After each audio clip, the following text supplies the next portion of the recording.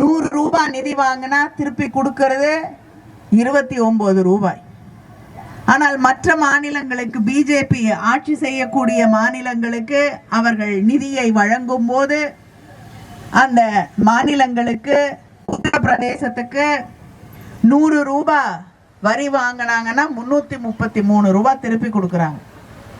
நமக்கு 100 ரூபாய்க்கு 29 ரூபாய் மட்டும்தான் திருப்பி கொடுக்கிறார்கள். மத்திய பிரதேசத்துக்கு 100 ரூபாய் வாங்கினாங்கன்னா 279 ரூபாய் திருப்பி கொடுக்குறாங்க.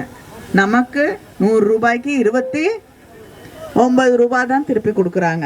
பீகாருக்கு 100 ரூபாய் வாங்கினாங்கன்னா எவ்வளவு திருப்பி கொடுக்குறாங்க? 922 ரூபாய் திருப்பி கொடுக்குறாங்க. ஆனால் தமிழ்நாட்டுக்கு 100 ரூபாய் வாங்கினா 29 ரூபாய் தான் திருப்பி கொடுக்குறாங்க.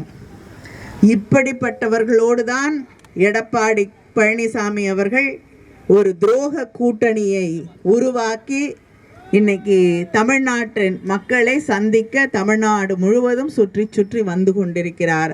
அவருக்கும் அவர் உருவாக்கி வைத்திருக்கக்கூடிய அந்த கூட்டணிக்கும் சரியான பாடத்தை சொல்லித்தரக்கூடிய தேர்தலாக இந்த தேர்தல் அமைய வேண்டும்.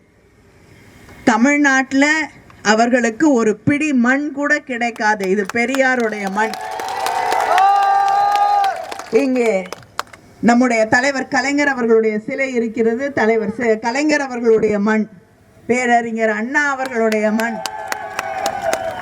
இதிலே உங்களுக்கு இடமில்லை, இடமில்லை, இடமில்லை என்ற பாடத்தை இந்த தேர்தலிலே நாம் அவர்களுக்கு சொல்லித்தர வேண்டும்.